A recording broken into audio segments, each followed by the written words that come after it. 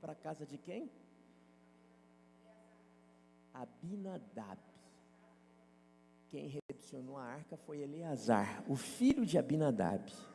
Você sabe por quanto tempo ela ficou na casa de Abinadab? 20 anos. Não vale, assim não vale. Ela está falando porque eu tinha falado para ela antes. Durante 20 anos a arca ficou na casa de Abinadab. E a palavra de Deus, que registra tudo aquilo que Deus fez lá atrás, não tem nenhum relato de uma mudança, de uma transformação na vida daquela família, da família de Abinadab.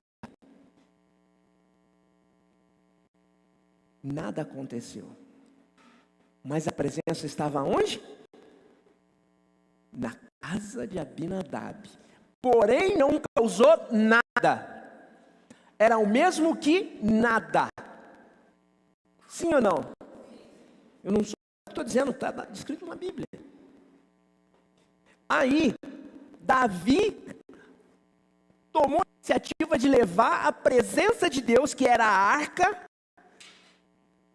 para a sua cidade, para a cidade de Davi.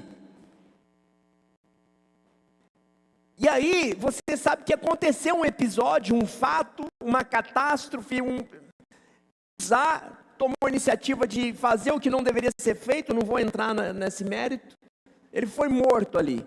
Davi ficou assustado com tudo aquilo e falou: olha, Obed-edom, guarda para mim a arca aí. E aí a arca foi para a casa da família de... Não ouvi.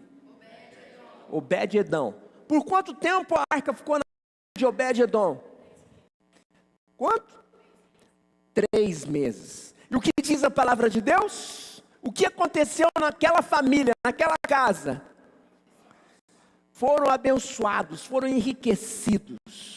Qual que é a diferença da família de Obed-edom e a família de Abinadab? Eram famílias. A mesma arca, em local diferente, famílias diferentes. Só que uma ela causou diferença, uma causou transformação, na outra. Então é a presença que faz a diferença? É a presença que muda a história das pessoas? É a presença? O que muda a história da pessoa, o que muda a realidade das pessoas não é a presença de Deus, mas sim o que você faz com a presença, a sua postura, a sua conduta. Você pode caminhar na presença de Deus a vida toda e nada acontecer. Então tenha consciência disso. A presença de Deus pode estar aí na sua vida. Sim, pode estar aí, como esteve naquela casa de Abinadab. E nada aconteceu. Mas a presença de Deus pode estar na sua vida sim, e fazer tudo o que fez, e muito mais ainda, do que causou na casa de Obed-edom. O que você prefere? Abinadab? Obed-edom? Você está me entendendo? Então chama para si a responsabilidade. Invoque a presença. Fala: Senhor, eis-me aqui. Não é o pastor que vai causar uma revolução na sua vida. É você mesmo. Não é o pastor, não é a presença de Deus que vai mudar a sua realidade. É a sua postura diante de Deus. É o seu compromisso. É o seu compromisso com Deus. Amém? Eu quero convocar você agora para curvar sua fronte antes da gente iniciar a palavra. Eu quero que você feche os seus olhos e pensa um pouco no que eu falei agora. O que é que você tem feito com a presença de Deus? Como está o seu relacionamento, a sua intimidade com Deus? Pai, em nome do Senhor Jesus Cristo, eu peço a Ti, Senhor, esquadrinha as mentes, os corações que aqui estão, Espírito Santo. Ó Deus, agente transformador, sim, dessas vidas, mas que elas tenham a consciência do que estão fazendo com a Tua presença, da forma como estão vivendo na Tua presença, Senhor. Toca nessas vidas, Espírito Santo de Deus. Gera transformação. Causa mudança, Senhor. Oh, Pai. E talvez aquilo que é necessário para haver a maior mudança de todas é o arrependimento. Arrependimento das transgressões, dos pecados, das nossas falhas. Queremos te pedir perdão, Senhor, pelo aquilo que fizemos com a Tua presença nas nossas vidas. Pai, nos arrependemos nessa manhã, ó Pai, talvez por não entendermos o que significa a Tua presença em nós. Por isso nós, ó Deus, cremos que não seremos mais os mesmos assim, que tomamos o conhecimento, tomamos verdadeiramente o entendimento do que é verdadeiramente a Tua presença em nossas vidas. Em nome de Jesus. Amém? Você pode dar glória a Deus? Aplaudir ao Senhor. Aleluia. Pode se sentar. Tivemos aniversariante essa semana. São dois jovens. O jovem Antônio. Cadê o jovem Antônio? Ô jovem Antônio, vem aqui, por favor. E o jovem Gustavo. Cadê o jovem Gustavo? Ô jovem Gustavo, vem aqui, por favor. O seu vem depois, tá? Você está em casa todo dia. Já está. Nossa, que é isso, né? Que benção, glória a Deus. Amém. Dois jovens mancebos, que benção, né? Esse aqui, ó, casou recentemente, né? É benção. Você aconselha ele a casar também? Você aconselha? Fala para ele, cara, vai fundo, fala para ele, Antônio. É bênção demais, né? Mas não fala muito não, porque ele está doidinho para casar. Já tem até pretendente. Ai, não era para falar. Eu vou pedir a você que estenda as suas mãos, mesmo sentado, estenda as mãos para cá. Oh Deus, em nome do Senhor Jesus Cristo, nós te rendemos graças, Senhor, pela vida do Gustavo, do Antônio, Senhor. São bênçãos a tua igreja. Pai, eles que têm atuado, Pai querido, diante de Ti, diante da Tua igreja, Pai, em favor do Teu reino, têm sido fiéis, ó Pai querido. Ó Pai, que o Senhor possa proporcionar a eles a realização dos seus sonhos. Ó Deus, que eles possam alcançar as metas que estabeleceram, Pai querido, para esse ano. Que o Senhor lhes dê graça, Senhor. Prospera o caminho desses dois meninos. O Pai querido Antônio, como sacerdote ali da sua casa, juntamente ali com a Laura, Senhor. Pai, que o Senhor possa verdadeiramente se fazer presente todo o tempo, ó Deus, nesse casamento, nessa vida. E que o Gustavo, Pai querido, na expectativa de um dia gerar ali a sua família, Pai querido, o seu casamento, matrimônio, que o Senhor proporcione a ele, ó Deus, o atendimento, Pai. O Senhor faça acontecer aquilo que ele tanto sonha. Que o Senhor o presenteie com isso. E da mesma forma, Pai querido, nós reivindicamos de Ti saúde, prosperidade, muitos dias, Pai querido, muitos anos que comemoraremos essa data tão especial na Tua presença, em nome de Jesus. Amém? Que Deus abençoe vocês, em nome de Jesus. Aleluia! Outra coisa. Quem não preencheu a ficha de cadastro? Levanta a mãozinha. Já está aí, seu Márcio? Vocês não preencheram, né? 1, 2, 3. Toma, entrega. Para quem não preencheu, fica com a mão levantada, por favor. Quem não preencheu. Eu preciso que todos preencham essa ficha, ainda hoje. Todos aqueles que são membros da igreja. Visitantes também pode estar preenchendo como visitante, tá? Pode dar para os visitantes, só que aí vocês põem visitante, tá bom? Em nome de Jesus, faça isso. Olha só a novidade, gente. Tá dando para enxergar meu celular aqui ou não? Vocês conseguem ver? Vocês estão vendo um cara bonito aqui?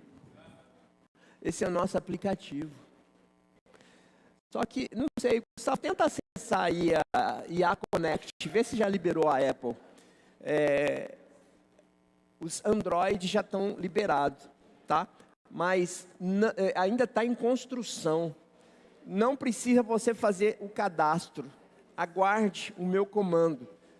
Só para você dar uma olhada, você pode estar acessando lá na Play Store, pode baixar o aplicativo, mas apenas para que você conheça um pouco, tá ok?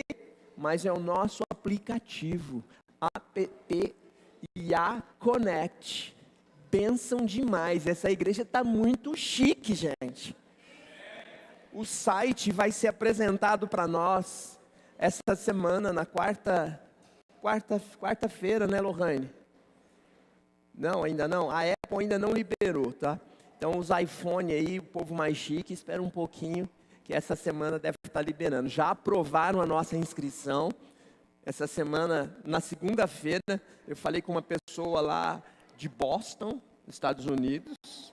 Ela ligou para mim, me achou aqui, na minha simplicidade, na minha humildade, aqui em Ribeirão Preto. O senhor é o senhor Evandro? Sim, sou eu. Uma norte-americana falando fluentemente português, da Apple, e...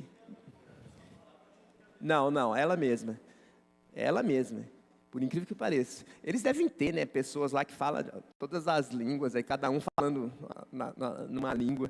Mas era uma norte-americana, sem sotaque de americano, falando fluentemente português, trabalha na Apple, faz parte do protocolo para que a gente possa ser inscrito lá e eles autorizarem, né, a Yahvé Church a ter o aplicativo lá na Play Store e também, como que chama lá a loja da Apple?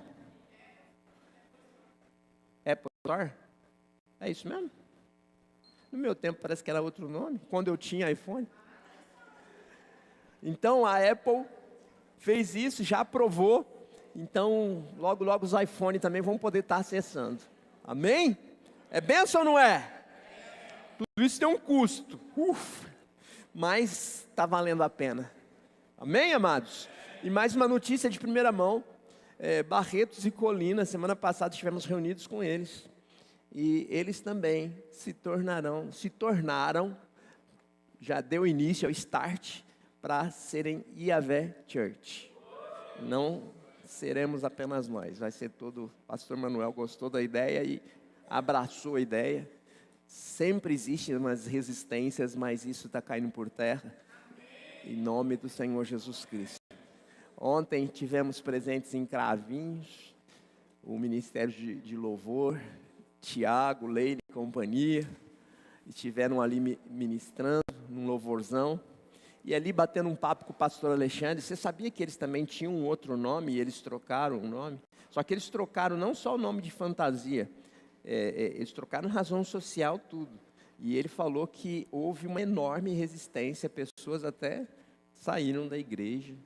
Eu falei, puxa vida, hein? Ele falou, isso Ele falou que a resistência é natural, mas com o passar do tempo, as pessoas vão aceitando a ideia. Amém? Dia 12, você já fez sua inscrição para o Yahvé Pulse? Quem não fez a inscrição ainda? Quem não fez? Vocês vão ficar de fora. Sinto muito. Ou você faz ainda hoje, ou vocês vão ficar de fora. Porque ontem, Cravinhos, eles vão vir numa galera. E faltavam apenas 25. Quantas vagas ainda tem disponível? Deve ter pouquíssimas vagas. Então, se você quer fazer parte desse mover que vai acontecer aqui, no dia 12 de julho, um louvor com duas bandas famosíssimas, né? O nosso ministério, Tiago, Leila e companhia. Falando nisso, cadê Israel? 15 vagas só. Israel, tá tudo bem? Amém. Glória a Deus. O Formiga um guitarrista de Barretos. Ontem esteve conosco lá também. E o Israel ficou sabendo que o Formiga viria, pelo fato dele ser profissional e tal, deu batedeira no menino, vocês acreditam nisso? Ele não queria nem tocar, falou que perdeu o sono à noite, saiu andando pela casa. O outro, olha, não tem nada a ver, o outro que toca bateria também teve uma crise, não sei o que aconteceu. Ele falou, eu não sei se eu estou preparado. Eu falei, meu Deus do céu, o que está acontecendo com esses meninos? Né? Mas agora está tudo bem? Tudo bem, Emerson? Tudo na paz? Amém? Aí. Depois você conversa com eles, Rui. Amém. Eu acho que é isso, gente. De recado, então faça a sua inscrição. Quem não fez, corre. Faz hoje. Tá? Eu só vou avisar uma coisa também. No dia 12 não vai ter cadeira aqui. Só vai ter cadeira de volta. Tá? Serão poucas cadeiras e o tempo todo. A galera, porque algo voltado, um louvor, quem mais curte isso é os jovens. Mas os Rui da vida, o Chiquinho, eles são convidados para estar presentes também, né? Amém, Chiquinho? Louvado seja Deus, Caleb. Abra sua Bíblia em 2 Crônicas. Amém, Ana? Você já fez sua inscrição? É isso, glória a Deus. 2 Crônicas, capítulo 6.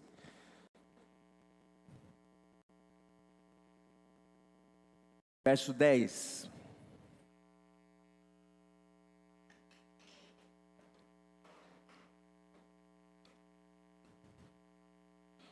Amém? O Senhor cumpriu sua promessa, pois eu sou o sucessor de meu pai, Davi, e agora ocupo o trono de Israel. Quem que está falando aí, gente? Hã? Quem? Apenas uns dois sabem, né? Salomão, muito bem. Então vou ler de novo, ó. O Senhor cumpriu sua promessa, pois eu sou o sucessor de meu pai, Davi, e agora ocupo o trono de Israel, como o Senhor havia prometido. Construí esse templo em honra ao nome do Senhor, o Deus de Israel, e coloquei nele a arca que contém a aliança que o Senhor fez com os israelitas. Amém? Então Deus tem uma aliança com Israel. Se Deus tem uma aliança com aquele povo, o conselho que eu posso te dar: não se mete com esse povo. Não se mete com o povo de Deus. É o que está acontecendo lá hoje. O Irã se meteu com Israel. Os aliados do Irã se meteram com o povo de Israel. E você já está vendo as consequências disso. É Deus quem vai à frente daquele povo. E você é o Israel de Deus aqui no Brasil. Amém? É Deus quem vai à sua frente. Então o que você pode fazer? Dá conselho para o mundo e para os demônios. Não se mete comigo. Não se mete comigo, porque se meter comigo, você vai estar se metendo com Deus. E boa coisa não vai dar. Vai dar ruim.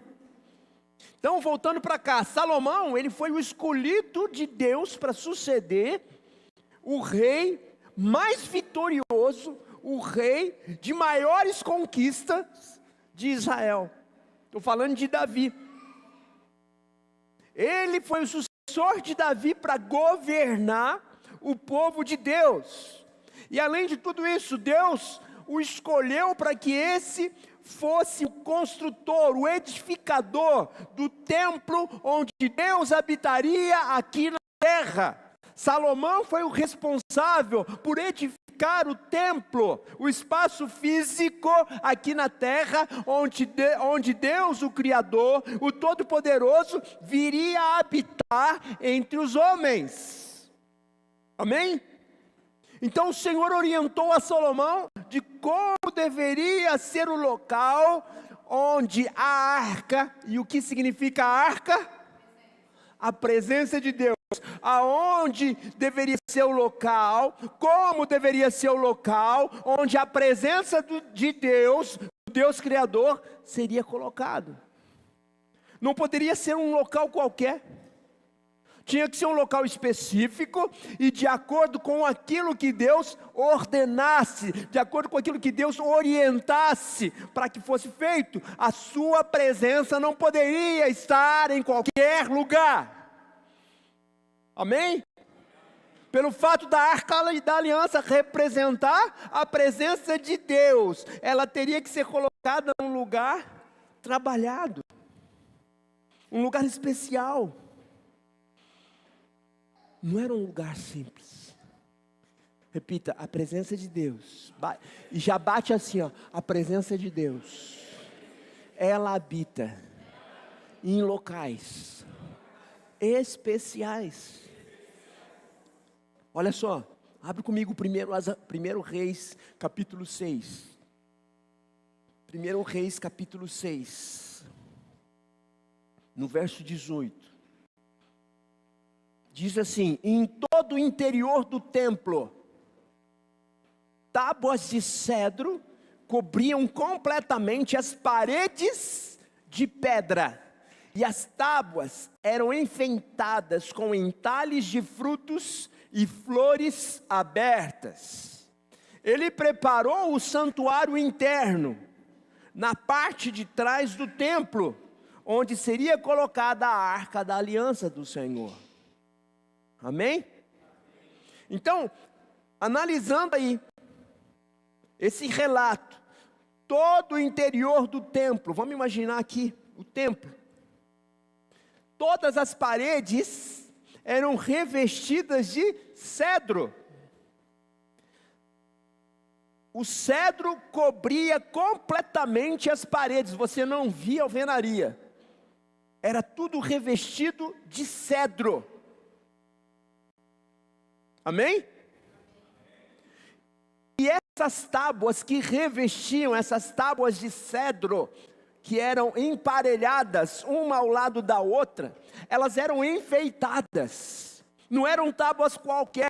Ele especificou inclusive a madeira de que eram feitas essas tábuas. E essas tábuas possuíam enfeites com entalhes de frutos, flores desabrochadas, abertas, como decoração do templo.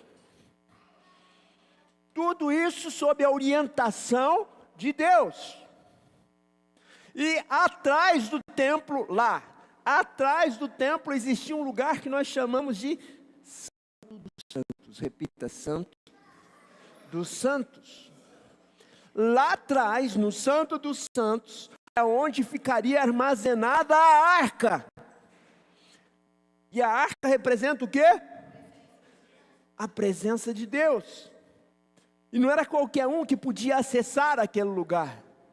E não era em qualquer momento que essa pessoa específica poderia acessar aquele lugar. Quantas vezes no ano?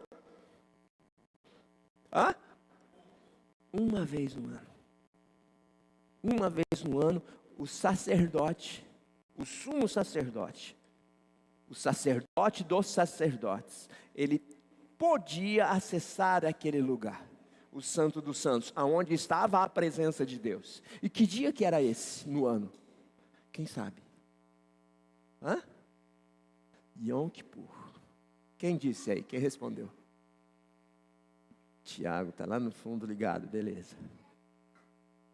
O Yom Kippur, o dia do arrependimento, o dia da expiação. Era nesse dia que o sumo sacerdote podia acessar aonde estava a presença de Deus. E ali, um detalhe, a madeira que revestia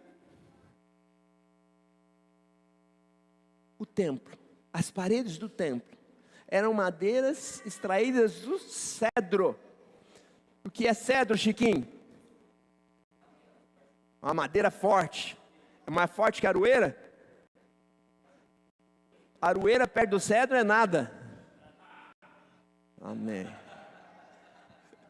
Então entenda, cedros é o que revestia as paredes do templo. Cedros do Líbano. Para você ter ideia, o cedro uma planta nativa do Líbano, quando ela tem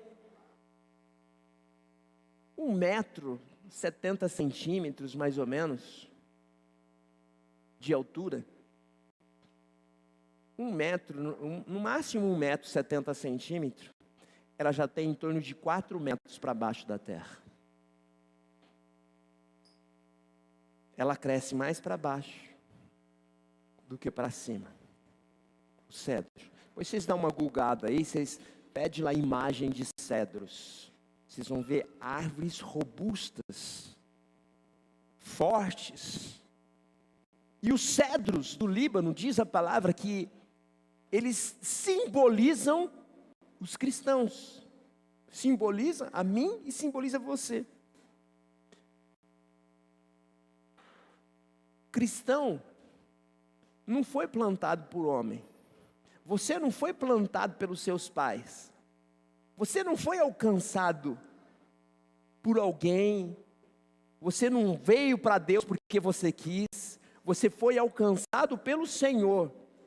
Foi o Senhor quem alcançou a mim, foi o Senhor quem alcançou cada um de nós. Isso é a verdade absoluta para todos aqueles que são filhos de Deus. E não são todos que são filhos de Deus, você sabia disso? São filhos de Deus todos aqueles que são guiados pelo Espírito de Deus. Aqueles que um dia confessaram a Jesus como seu Senhor e Salvador. Aqueles que entregaram a sua vida diante do altar do Senhor. E por falar no altar do Senhor, preste atenção numa coisa. Eu falo isso para cristão, temente a Deus. Se algum dia você tiver algum tipo de celebração, algum tipo de comemoração a ser feita, entenda isso. Que você celebre, que você comemore na presença do Senhor, diante do altar do Senhor. Não sou contra, de jeito nenhum, você fazer suas festas, mas em primeiro lugar, celebre na presença do Altíssimo. Dê honras ao Senhor. Amém? Então, o cristão, ele não é plantado pelo homem, nem por si mesmo, mas ele é plantado por Deus. Você não foi plantado por si mesmo, você foi plantado por Deus. E além disso, os cedros do Líbano, eles não dependem do homem para regar. Lembra? 1 metro, 40 centímetros, 1 metro, 70 centímetros, 1 metro de altura, 4 metros de profundidade. Ele não precisa, o cedro não precisa que homem nenhum o regue. Ele cresce por si só. É uma planta totalmente independente da ação humana. Vocês estão me entendendo? Então os cedros, eles subsistem nas altas rochas. Eles não são irrigados pelo homem. E no entanto, Deus supre as suas necessidades. Deus supre as necessidades dos cedros. E os cedros são nada mais, nada menos do que a ilustração do verdadeiro cristão. Que é Deus quem supre a sua necessidade. Não é o homem que vai suprir a sua necessidade. Homem algum tem essa capacidade. As coisas que o homem te proporciona são coisas passageiras, mas aquilo que Deus te proporciona são coisas eternas. Tenha essa consciência. Somos como árvores plantadas pelo Senhor, mantidas e preservadas pelo Senhor, somente pelo Senhor. E a Arca da Aliança, o que aconteceu com o fundo? Hoje não tem?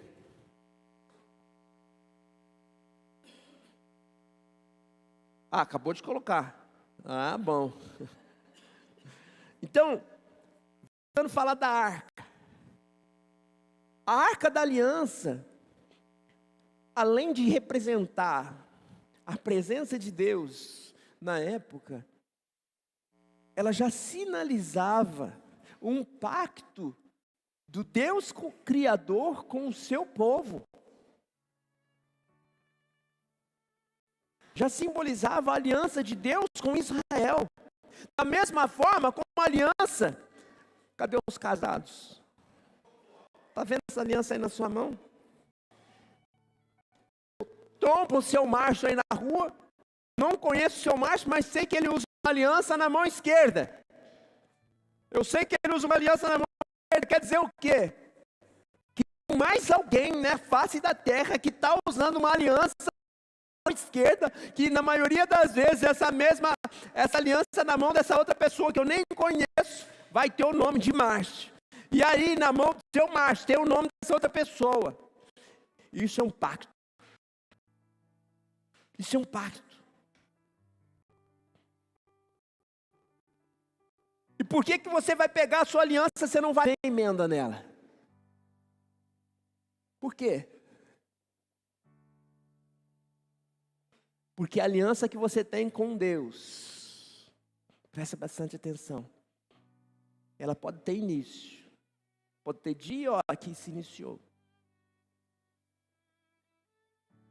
mas ela só vai ter fim quando um dos dois partir daqui. E ela é indissolúvel. Repita, a aliança são indissolúveis. Ah, pastor, mas não faz sentido, porque eu nunca casei na igreja. Eu nunca casei num religioso. Se houve uma cerimônia, foi lá no centro de Macumba. Se houve uma cerimônia, foi lá na igreja católica. Se houve uma cerimônia, foi lá no espiritismo. Se houve uma cerimônia, foi lá nos mormons. Mas houve uma cerimônia com testemunhas e palavra honrada, votos. Na doença, na saúde, na doença, na alegria, na tristeza, houve votos. Se ali houve votos, Deus foi testemunha entre você e a aliança que você estabeleceu com essa pessoa. Você está me entendendo? A aliança é indissolúvel. Voltando para cá. Então, a aliança aí no seu dedo simboliza comprometimento com alguém até o fim da vida. Está me entendendo? Vocês que caminham conosco já há algum tempo, sabem o quanto nós levamos a sério isso. Hoje em dia a coisa está muito light por aí. Não deu certo. Fique sabendo, não é assim que nós pensamos, não é assim que nós cremos. E eu tenho base bíblica para isso.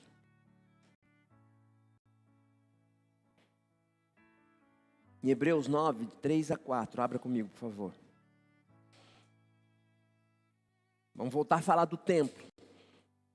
As paredes revestidas com tábuas de cedro, o santo dos santos, aonde a arca estava armazenada. E agora Hebreus vai falar o seguinte, Hebreus 9 no verso 3. Depois havia uma cortina e atrás dela a segunda parte chamada lugar santíssimo. Nessa parte ficava o altar de ouro para o incenso e a arca da aliança, inteiramente coberto de ouro. Dentro da arca havia um vaso de ouro contendo o maná, a vara de Arão que floresceu e as tábuas de pedra da aliança. Até aí. Então vamos lá. A arca trazia dentro dela 3 elementos. Repita, 3 elementos. Primeiro, tábuas da lei. Repita, tábuas da lei. Segundo, varas de Arão. Terceiro, vaso com maná. Tábuas da lei, os mandamentos, aquilo que Deus deixou escrito. Quando Deus deu a Moisés os 10 mandamentos, aquilo foi o protótipo do tablet, o primeiro tablet a ser criado. Ali estava descrito todos os 10 mandamentos, as tábuas da lei, a vara de Arão, que significa autoridade, alguém ungido por Deus para estar à frente, para estar como sacerdote, dando a direção para o povo do certo, do errado, alguém que tinha o poder para trazer absolvição ou para trazer condenação aos homens. O sacerdote, o sumo sacerdote. E o vaso com maná. Maná simbolizando o quê? A palavra. Então a arca, ela era um objeto mais sagrado que existia na face da terra. Amados, para você ter ideia do quanto a arca era sagrada, na nossa era, você sabe que Hitler tinha por objetivo descobrir onde estava a arca? Você sabia disso? Porque Hitler sabia do poder que representava a arca. Do poder que a arca representava, se ele conseguisse colocar as mãos na arca do Senhor. Mas essa arca sumiu. E dizem aí os estudiosos, os rabinos, esse aqui abre um parênteses aqui. Quem já ouviu falar da rainha de Sabá? A rainha de Sabá visitou Salomão, se engraçou com Salomão, e dizem os estudiosos que ela não pôde casar com Salomão. Ela era a rainha da Etiópia. Ela não pôde casar com Salomão. E por não poder casar com Salomão, por causa das doutrinas lá da terra dela, da Etiópia, ela teve que voltar para sua terra. Porém, dizem os estudiosos que ela voltou para lá grávida de Salomão. E aí, Salomão quis dar um presente para ela. Ele fez uma réplica da arca, idêntica à arca original. Mas dizem os estudiosos que ela, na sua esperteza, foi lá e trocou. Isso não tem base bíblica para isso, tá? É só uma curiosidade, como disse, eu abri um parênteses. Foi lá e trocou, deixou a réplica lá em Israel e levou a original. E essa original está lá na Etiópia, num templo que eles fizeram lá. E aquele povo, o filho dela nasceu na Etiópia, foi um rei na Etiópia. E existe lá aquilo que eles chamam de réplica, mas segundo os estudiosos, é a original que está lá. Não posso afirmar se isso é verdade ou não. Fecha parênteses. Então a arca, pelo fato dela ser na época o objeto mais sagrado, por conter ali o maná, a vara de Araão, as duas tábuas da lei, ela era esse objeto tão ovacionado, tão especial, né? O maná, que era o pão que caiu no deserto, a vara de Arão, que significava ali a autoridade, a disciplina, e as duas tábuas da lei, que representava a palavra de Deus. Então, a vinda de Jesus Cristo, amados, a vinda de Jesus Cristo, ela colocou um fim naquele tempo que nós chamamos tempo da lei, onde era olho por olho, dente por dente, e inaugurou-se um novo tempo na vida de todo o cristão, todo o povo de Deus. Seria o tempo da nova aliança.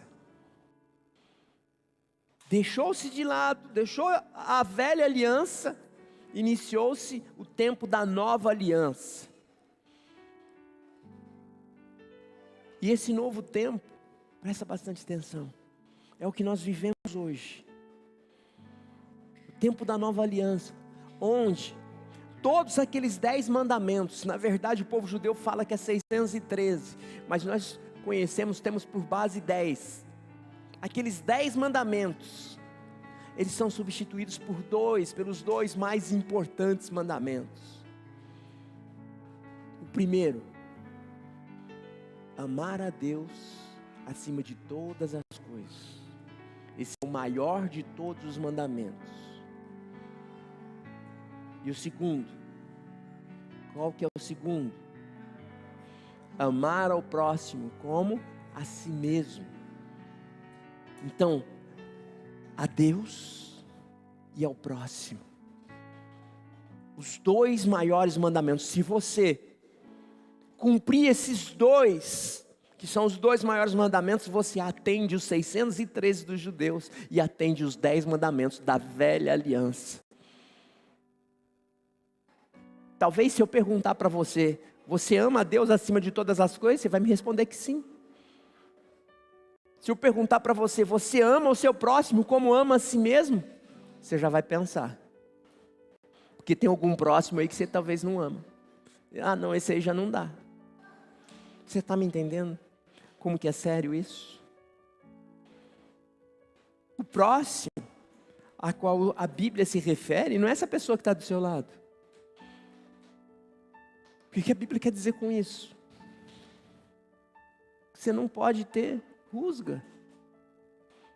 Você não pode ter mágoa.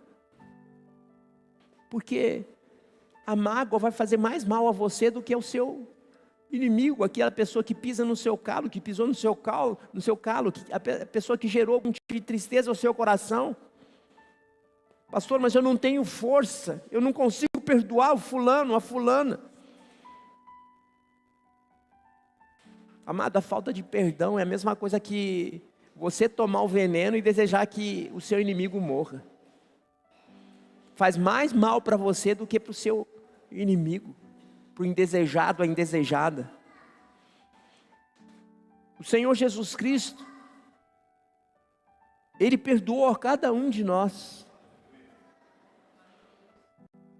E olha a quantidade de pecado, olha a vida que a gente levava. Ele não nos perdoou visando nada em troca. Mas o único objetivo de termos o perdão de Cristo é que Ele não desejava que nós fôssemos condenados à morte eterna, ao sofrimento eterno. Foi a nossa absolvição. Ele nos resgatou de uma vida, de um caminho de perdição. E o mínimo que nós podemos fazer hoje é amá-lo, respeitá-lo e o principal de tudo, obedecer a Ele. E os 2 maiores mandamentos: amar ao Senhor, o seu Deus, acima de todas as coisas, e amar ao seu próximo como a si mesmo.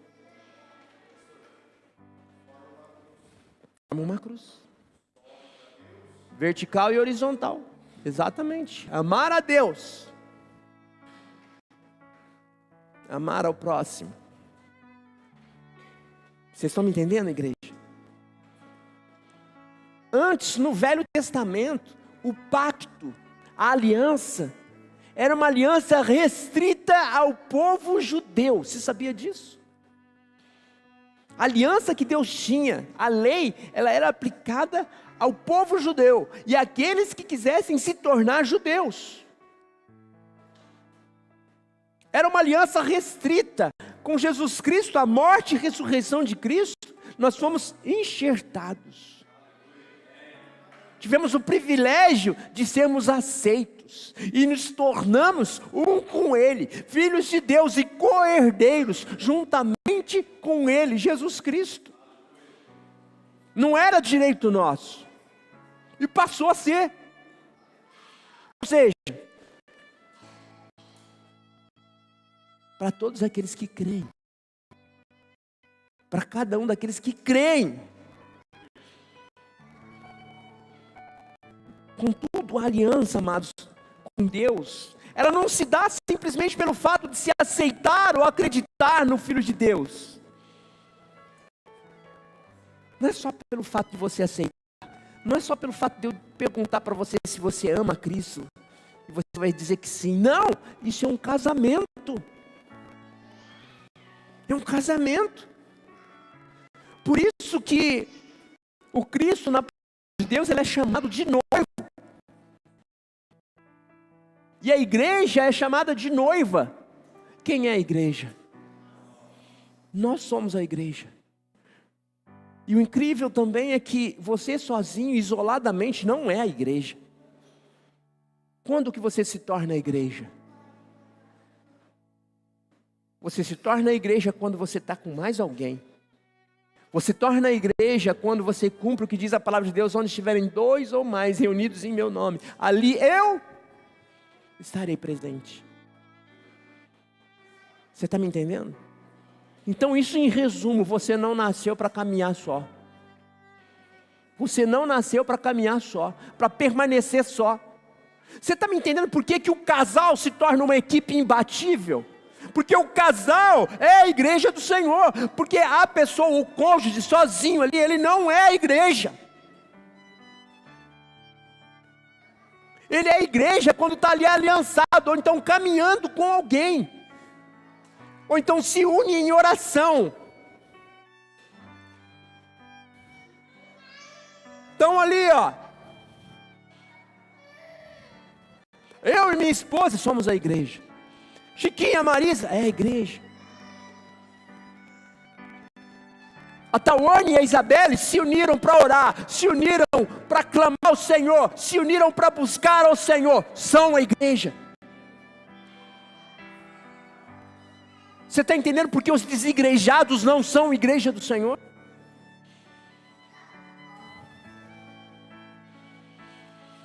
O Senhor espera que eu e você caminhemos aliançados com Ele, em obediência a Ele e aos seus mandamentos.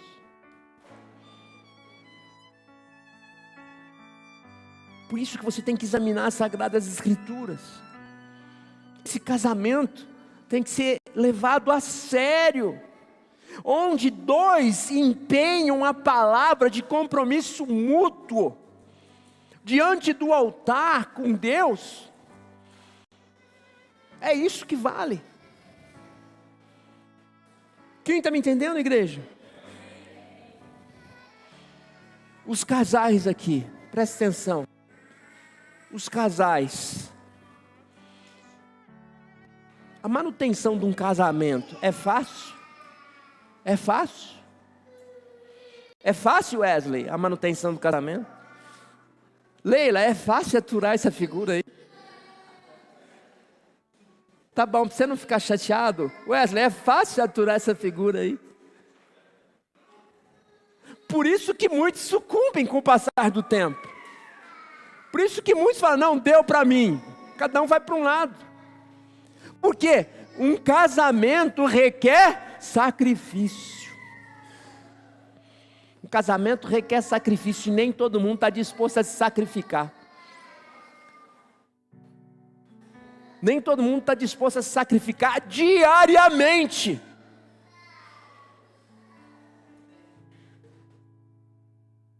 Não está.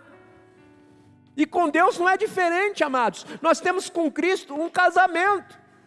É fácil servir a Cristo? Não, pastor, para de espiritualizar as coisas. Tem gente que fala, não, pastor, se eu servir a Cristo é mamão. Ah, tá bom. Não é? Servir a Cristo é sacrifício diário, ainda mais nesse mundo perdido. Sim ou não? Sim ou não? É sacrifício diário, gente. Requer nosso esforço, nosso empenho. Mas agora, em relação a... Eu disse que temos um casamento com Ele. E eu disse que o casamento é sacrifício diário. Com Deus não é diferente. Embora Ele já se sacrificou por cada um de nós. O verdadeiro sacrifício foi o que aconteceu com Jesus Cristo. Para que hoje nós pudéssemos ser um com Ele. Sim ou não? Ele manteve a sua palavra, Ele honrou a sua palavra. Amados, a coisa está cada dia pior nesse mundo. Pessoas que não honram a sua palavra. Está cada dia mais complicado essa área. A falta de hombridade. Uns homens Nutella. Umas mulheres que trazem o entendimento. Estou falando para crente. Trazem o entendimento de que a responsabilidade de edificar a sua casa está sobre os ombros dela, mas não fazem jus a isso. No primeiro aperto espana. Uns homens Nutella que é a mulher que tem que ir da frente, porque o homem não tem capacidade, não tem hombridade, macheza para ir adiante. A mulher tem que assumir um papel que na maioria das vezes é do homem. Está cada dia pior. E a tendência é piorar ainda mais. Fala para o seu vizinho, Deus exige de você esse tipo de sacrifício, que é a obediência. A questão da obediência não tem negócio, gente. Não adianta você falar que obedece isso, mas não, isso aí não, mas só isso aqui. Não tem negócio. Deus não faz acepção de ninguém. Mas só que tem um detalhe. Você acha que Deus faz acepção? Alguém acha que Deus faz acepção de alguém? Deus prefere os mais branquinhos do que os mais escurinhos? Deus prefere os mais riquinhos do que os menos favorecidos? Você acha? Não, Deus é Deus só dos menos favorecidos. Não, Deus não faz acepção. Só que tem algo que Ele faz questão, que é a exigência da parte dEle, que Ele tem que ser o primeiro na sua vida. Ele tem que reinar absoluto aí. Ele não aceita dividir o seu coração com mais nada, nem ninguém. Então é hora de abandonar os falsos deuses. Pastor, que história é essa de falso Deus? Tem pessoas que têm o seu próprio filho como um falso Deus. Tem pessoa que tem a sua casa como um falso Deus. Tem pessoa que tem o seu sonho como um falso Deus. Tem pessoa que tem o seu convênio médico como o seu falso Deus. Acha que vai morrer se ficar sem convênio. Sabia disso?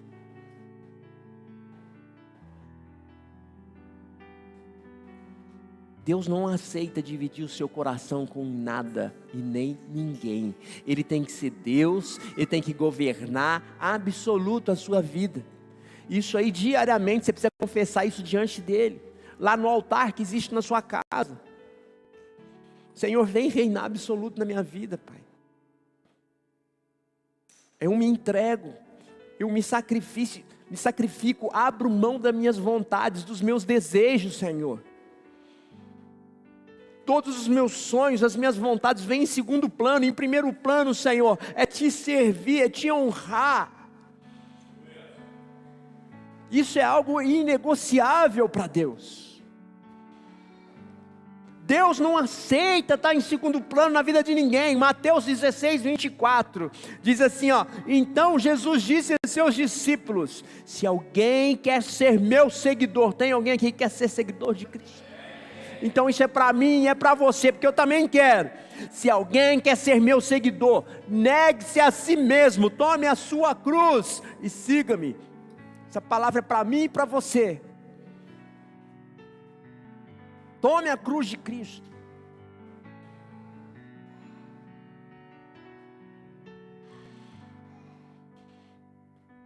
Negar-se a si mesmo é fácil. Negar sua própria vontade, a sua carne, é fácil. Muitas das vezes, presta atenção, já fiz essa comparação várias vezes. Nós somos um ser espiritual, amém? Só que antes de conhecer a Cristo, você estava morto em seus delitos e em seus pecados. Certo ou não? Quando você é batizado, é imerso nas águas, a velha natureza fica lá? Ela fica lá? Foi ensinado assim, né? Que a velha natureza fica lá no batistério. Não fica. Ela continua te perturbando aí. Então é uma briga da velha natureza e o espírito recriado. Quem vai ganhar? Quem vai ganhar? O espírito recriado ou a sua velha natureza? Vai ganhar aquele que for mais forte. Numa briga, numa luta, que é o tempo todo essa luta. Quanto mais você é exposto ao mundo, mais essa luta vai ser acirrada. Vai ganhar aquele que for mais bem alimentado. E o que é alimento? O que é o alimento para o ser espiritual? É o maná, é a palavra de Deus, amados. Eu quero ilustrar uma história para vocês. Tinha um grupo de pessoas que foi praticar rafting, que é aquela canoa, aquele barco nas corredeiras. Aqui em Brotas tem muito disso. Então um grupo de pessoas sobe num barco e vai naquele rio tortuoso lá, veloz. É perigoso? Sim, muito perigoso. Eu não vou naquilo, mas nem quem me pagar. Porém, esse grupo de pessoas chegou num ponto do rio, tinha um redemoinho. Aquele redemoinho estava mais forte que o normal. E o redemoinho estava tão forte que começou a girar aquele bote das pessoas ali. E as pessoas que estavam dentro foram sugadas para esse redemoinho. O que aconteceu? A correnteza virou aquele barco. Porém, todas aquelas pessoas conseguiram sair nadando, foram para a margem, para uma pedra. Mas uma mulher, uma única pessoa que estava lá dentro daquele barco, ela ficou tentando ali desesperadamente manter a cabeça para cima para não afundar. Só que o que ela não sabia, que quanto mais ela tentava fazer isso, mais ela ali se agarrava naquele barco, tentando manter a cabeça para fora, mais risco ela corria de ser arrastada para baixo, de ser levada para o fundo, porque a correnteza era muito forte. Então ela mesma estava tentando salvar a sua própria vida, se esforçando para isso. Aí as pessoas que estavam do lado, vendo toda aquela cena, começaram a gritar para ela, falando: abandona aí o barco, deixa o barco, a correnteza vai trazer você para cá, não se preocupa, larga isso, pode deixar. Ela estava de colete, ninguém vai praticar esse tipo de esporte radical sem colete. Ela estava de colete, gente, mas ela não estava nem um pouco disposta a obedecer o que aquelas pessoas estavam falando para ela.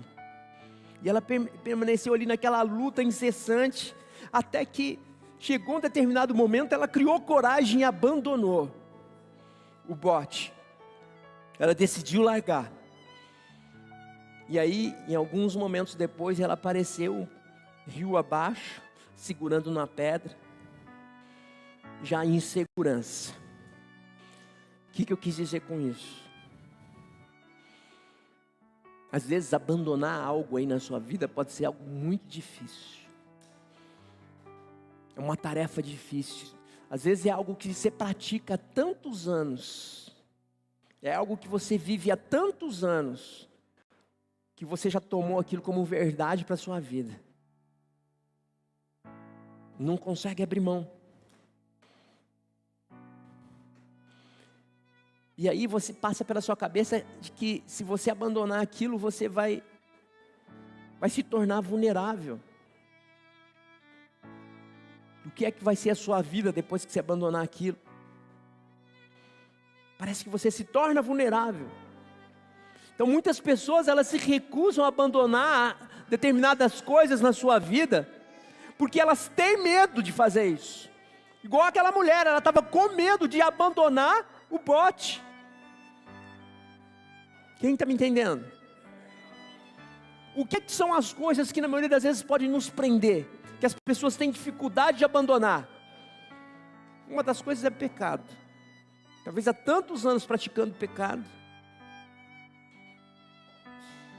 Uma outra coisa são hábitos tradicionais que vêm de pai para filho, mas que aquilo afasta a presença de Deus em você.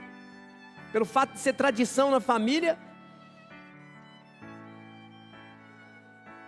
não consegue abandonar.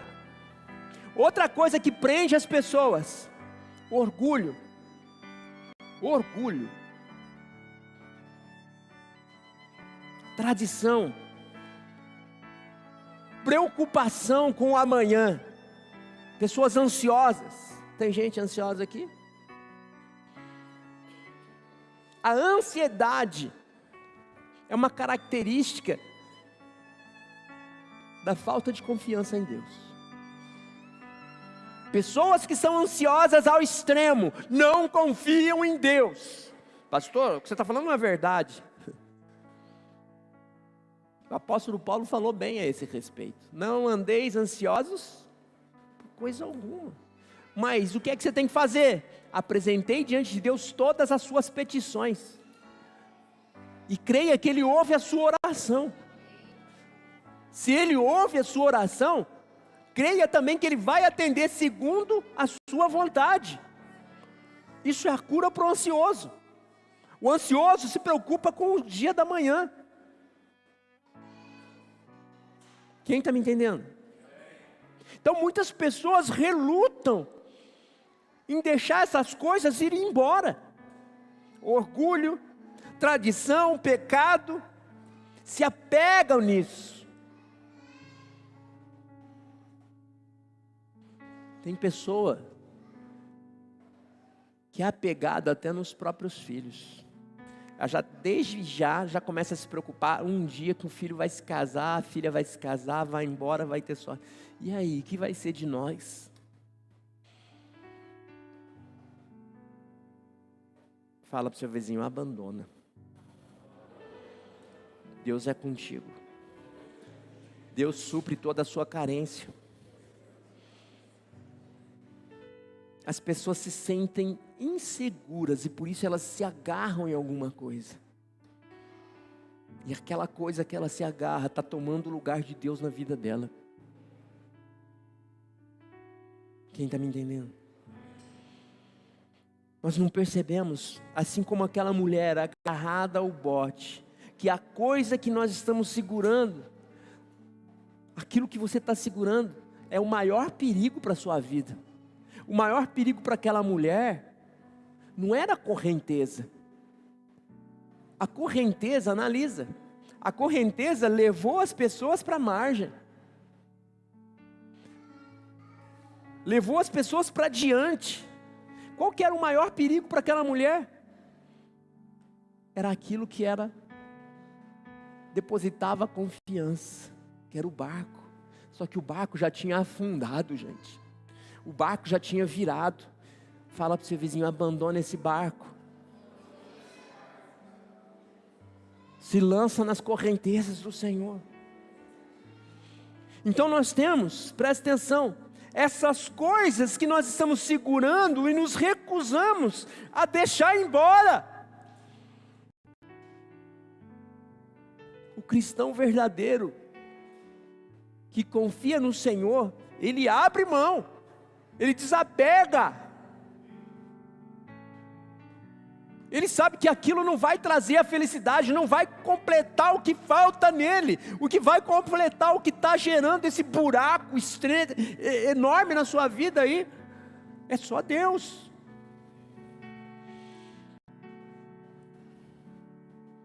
Para você chegar a Jesus, você tem que deixar essas coisas ir embora.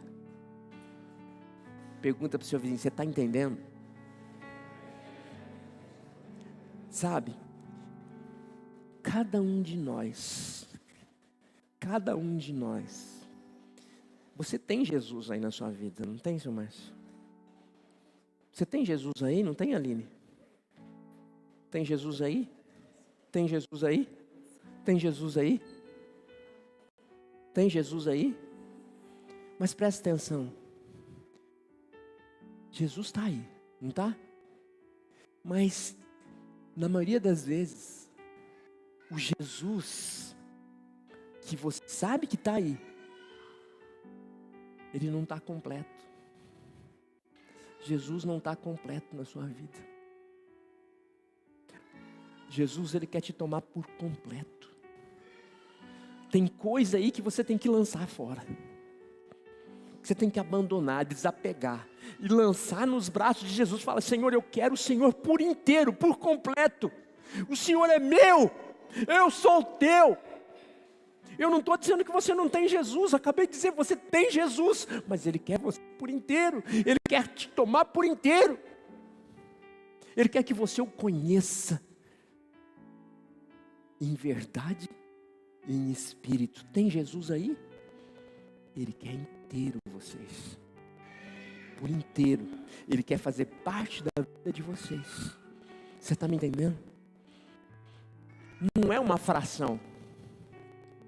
Não é uma fração.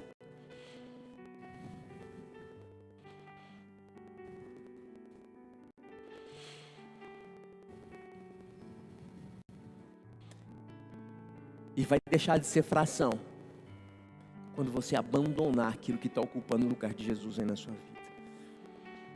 Isso é o que vem impedindo você de realizar proezas, coisas maiores do que aquelas que ele realizou. É porque ele não está por completo aí. É o medo do desconhecido. É o que impede você de renunciar a si mesmo. Você está me entendendo, igreja? Talvez é uma falta de vontade de mudar. Ah, deixa como está. Tá bom assim. É o medo. É o orgulho. A coisa mais importante que nós devemos renunciar nessa nossa vida é nós mesmos. Sabe? Tem gente que tem dó de si mesmo. Ah, eu tenho uma dó de mim. Eu sou merecedor. Eu mereço isso, mereço aquilo, mas eu não consegui. Autocomiseração é o nome de quem tem dó de si mesmo. E de vez em quando dá um presente para si mesmo. Sabe que na maioria das vezes o presente que a pessoa dá para si mesmo qual que é? Pecado. Pecado. Satisfazer a própria vontade. Cuidado. E a coisa mais importante, por isso que eu digo que a coisa mais importante que você tem que renunciar é a si mesmo. E Deus está dizendo para mim e para você que nós precisamos morrer para nós mesmos. Falar para o seu vizinho, morre. Jesus, ele ensinou, quem quiser salvar a sua vida primeiro, vai ter que perder a sua própria vida. Lucas 9:24. Se tentar se apegar à sua vida, a perderá. Mas se abrir mão da sua vida por minha causa, a salvará. Que vantagem há em ganhar o mundo inteiro, mas perder ou destruir a própria vida? Você está me entendendo? Repita comigo, para que Cristo venha reinar absoluto na minha vida.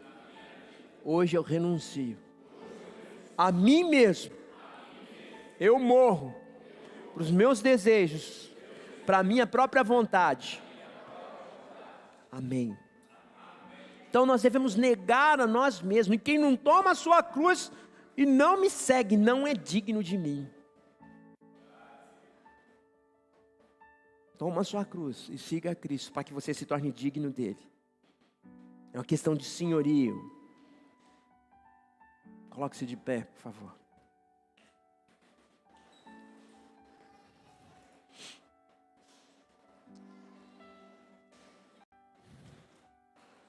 Quem é Senhor da sua vida? Jesus é o Senhor das nossas vidas. Se Jesus é o Senhor, então isso significa que não somos Senhor das nossas próprias vidas. Se Ele é Senhor da sua vida, você não é Senhor da sua própria vida. Em Gálatas 2:20, para a gente encerrar. Gálatas 2:20, olha o que diz. Cadê lá, Filipinho? Fui crucificado. Vamos dizer isso? Você consegue erguer sua mão direita? Fazer uma proclamação. Vamos lá, 1, 2 e... Fui crucificado com Cristo. Assim já não sou eu quem vive, mas Cristo vive em mim. Portanto, vivo nesse corpo terreno, pela fé no Filho de Deus, que me amou e se entregou por mim. Amém? Você pode aplaudir ao Senhor? Dar um glória a Deus? Aleluia. Aleluia. Eu quero orar por você agora. Curva a sua fronte. Pega na mão dessa pessoa que está aí do lado. Em nome de Jesus. Louvado seja o Senhor. Pai, em nome do Senhor Jesus Cristo, assim como tomamos, ó Pai, essa palavra como verdade para as nossas vidas, Senhor, que não basta ser simplesmente na teoria, algo que foi ensinado, mas não venha a ser vivenciado. Que o Teu Espírito que habita em nós, Senhor, nos convença, Pai, para que coloquemos em prática tudo isso, Senhor. Que consideremos o Senhor, o verdadeiro Senhor das nossas vidas. Pai, e aquilo que tem tomado o seu lugar em nossas vidas, Senhor, nesta manhã nós tomamos a decisão, nos posicionamos em abrir mão, Pai, de todo e qualquer tipo de apego que possa ainda existir em nós. Pai, Tu és verdadeiramente o Senhor das nossas vidas. Já confessamos isso aqui, Senhor. Por isso nós nos desapegamos de tudo, ó Pai querido, de todo e qualquer tipo de coisa, de toda e qualquer pessoa, Senhor, que tem tomado o seu lugar nas nossas vidas, para que o Senhor venha reinar, para que o Senhor governe, para que venha, Senhor Deus, a Tua presença fazer a diferença em nós, em nome do Senhor Jesus Cristo. Amém, amados?